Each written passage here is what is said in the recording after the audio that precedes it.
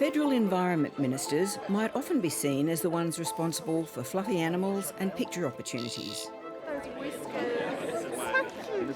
But the legislation they oversee actually makes them one of the most powerful ministers in the government, and that doesn't always win them a lot of fluffy friends. When you get Tanya Plibersek closing a mine for votes, you know that this government's gone off track. They do visas for votes, they attack the mining industry for votes. This government is doing an enormous amount of damage to the economy, and I think Australians are starting to see through that. There will be times as a minister that I make decisions that you like. There will be times as a minister that I make decisions that you don't like. But hard decisions are a part of this job, and I'm not going to shy away from them. What you get from me and from this government, though, is a commitment to carefully weigh the evidence, to listen to advice, and most importantly, to apply the law, and a commitment to make approvals that are quicker and easier wherever we can. Tanya Plibersek currently occupies the hot seat. The Environment Protection and Biodiversity Act, or EPBC, gives the Minister of the Day sole discretion over environmental decisions.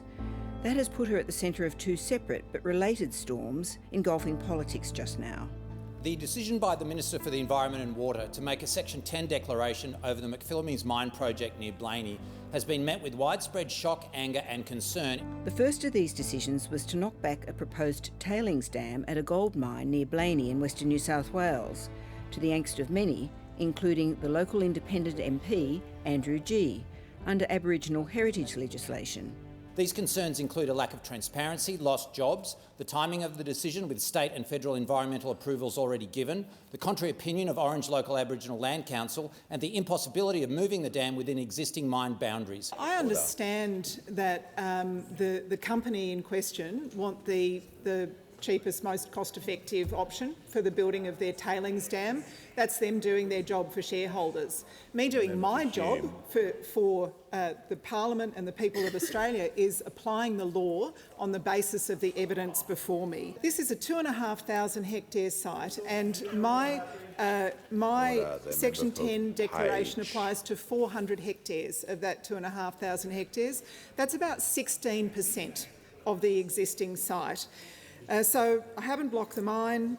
My decision protects the headwaters and the springs of the Ballabula River. And this is the crux of the broader environment debate.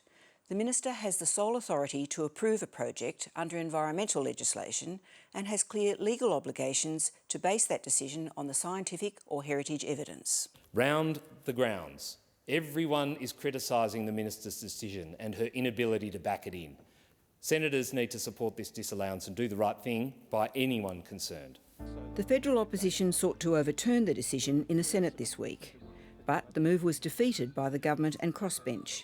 But the conflict and competing claims around the Blaney project have formed the backdrop to the Parliament's consideration of Labor's overhaul of federal environment laws.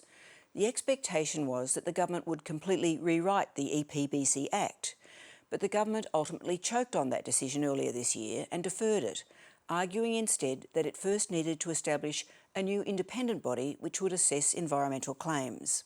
At the moment, the Minister makes every decision when it comes to environmental approvals. The Environment Protection Agency will be set up as an independent statutory authority. That means there'll be less political pressure on the EPA when it's making decisions. That was Tanya Plibersek announcing the new body in April. Now, with WA the biggest battleground in the looming federal election, hostility to the new body has been growing from both the opposition and miners.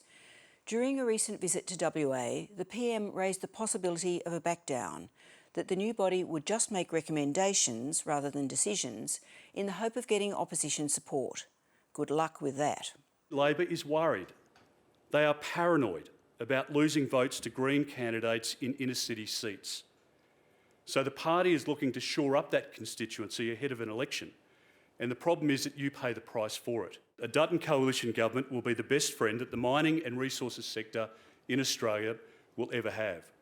I stand unashamedly with Australia's resources sector. You don't need the newspaper editors to tell you that doing a deal that Gina Rinehart has begged for is going to be bad. So the crossbench are open to having conversations with the government to get this done.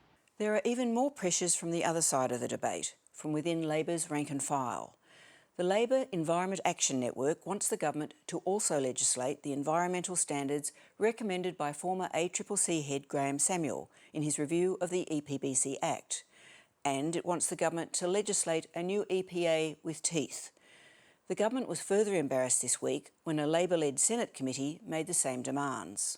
The EPA should be a decision-making body. The EPA provides a way for us to move into a rules-based order where instead of, political pressure, hyper-lobbying, special interest pressure, we have a clarity of decision-making, clarity of rules and expert regulators to apply them.